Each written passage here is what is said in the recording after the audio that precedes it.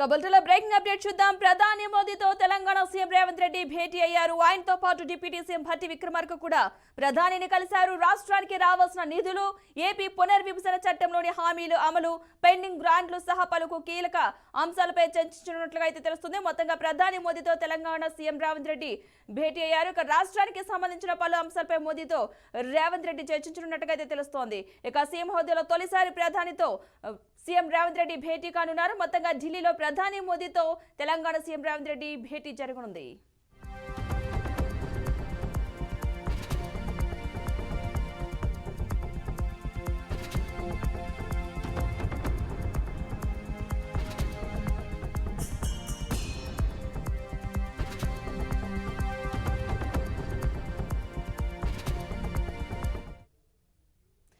ప్రధాని మోదీతో తెలంగాణ సీఎం రేవంత్ రెడ్డి భేటీ అయ్యారు. ఆయనతో పాటు డిప్యూటీ సీఎం భట్టి విక్రమార్క కూడా ప్రధానిని కలిశారు. రాష్ట్రానికి రావాల్సిన నిధులు, ఏపీ పునర్విభజన చట్టంలోని హామీల అమలు, పెండింగ్ గ్రాంట్లు సహా పలు కీలక అంశాలపై చర్చించినట్లుగా అయితే తెలుస్తుంది. మొత్తంగా తొలిసారిగా సీఎం హోదాలో రేవంత్ రెడ్డి ప్రధానితో భేటీ అయ్యారు. ఢిల్లీలో ప్రధాని మోదీతో తెలంగాణ సీఎం రేవంత్ రెడ్డి భేటీ అయ్యారు.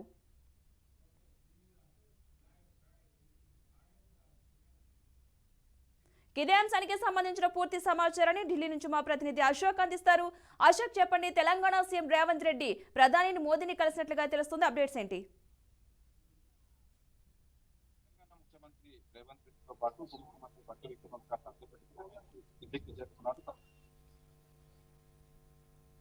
4:15 నిమిషాలకైనా ప్రధానమంత్రి నివాసానికి చేరుకుంటారు. ప్రధానమంత్రితో 4:30కు సమావేశం ఉంది. సో ఈ సమావేశంలో రాష్ట్రానికి సంబంధించిన పలు కీలక అంశాలపై ప్రధానితో చర్చించే అవకాశం దొరుకుతుంది. ఇప్పటికే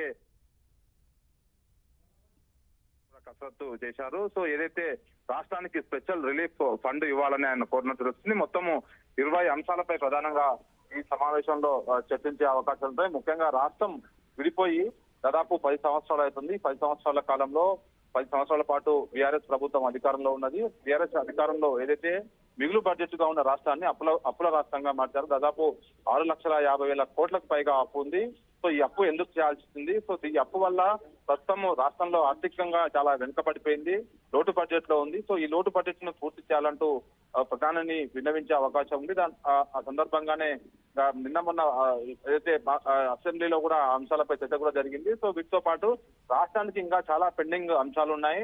రాష్ట్ర విభజన సమయంలో ఇంకా రాష్ట్రానికి నిధులతో పాటు కొన్ని ప్రాజెక్టులు కూడా రావాల్సింది. ఆ ప్రాజెక్టులు అన్ని ఇంకా ఇంతవరకు పెండింగ్ లో ఉన్నాయి. కాబట్టి వాటిపైన కూడా ఒక వినతి పత్రం ఇచ్చే అవకాశం ఉంది. ఇంకా అయితే నీతి ఆయోగ్ ప్రకారము రాష్ట్రానికి గత సంవత్సరము 15వ ఆర్థిక సంఘం ప్రకారం దాదాపు రాష్ట్రానికి 25,000 కోట్లకు పైగా డబ్బులు రావాల్సిన కూడా ఒక వినతి పత్రం ఇచ్చే అవకాశం ఉంది.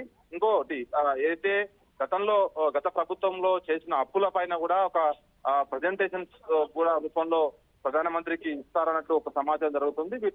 ముఖ్యమంత్రితో పాటు భట్టి విక్రమార్క ఉన్నారు. ఆయన కూడా కొన్ని విషయాలపైన ప్రధానితో చర్చించే అవకాశం ఉంది. రాష్ట్రం విభజన సందర్భం నుంచి ఇప్పటి వరకు అన్ని అప్పులు చేశారు, అప్పులు దేనికి వాడారు. సో ముఖ్యంగా గతంలో ఏదైతే బీఆర్ఎస్ ప్రభుత్వం ఉన్నప్పుడు బీఆర్ఎస్ ప్రభుత్వానికి బీజేపీకి కేంద్రం మధ్య సఖ్యత లేకపోవడము, చాలా సార్లు గత ముఖ్యమంత్రి కేసీఆర్ నీతి ఆయోగ్ లాంటి పెద్ద మీటింగ్లకు హాజరు కాలేదు. ఆ సందర్భంగా రాష్ట్రానికి రావాల్సిన ఫండ్స్ చాలా ఇంకా పెండింగ్ లో ఉన్నాయి. అదేవిధంగా చాలా శాఖల నుంచి రోడ్ల శాఖ నుంచి కానీ, అదేవిధంగా వేరే ఆర్థిక శాఖ నుంచి చాలా శాఖల నుంచి ఇంకా పెండింగ్ బిల్స్ ఉన్నాయి. కాబట్టి వాటికి వెనుకబడిన జిల్లాలకు వాటికి సంబంధించిన బిల్లులు పెండింగ్ లో ఉన్నాయి. సో ఇవంతా గత ప్రభుత్వం తీసుకోలేదు. సో అవి మురుగులో పడిపోయాయి. సో వాటిని మళ్ళీ అడిగే ప్రయత్నం ఈ రోజు ముఖ్యమంత్రి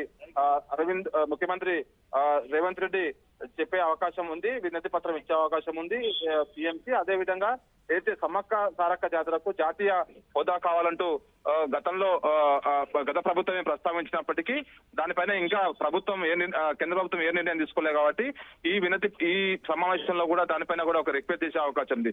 ఓవరాల్ గా సో మొత్తానికైతే మనం ప్రస్తుతం విజువల్ లో చూసుకుంటే మన వెనకాల రేవంత్ రెడ్డి నివాసానికి ఏదైతే ప్రధాని నివాసానికి చేరుకున్నట్టు తెలుస్తుంది.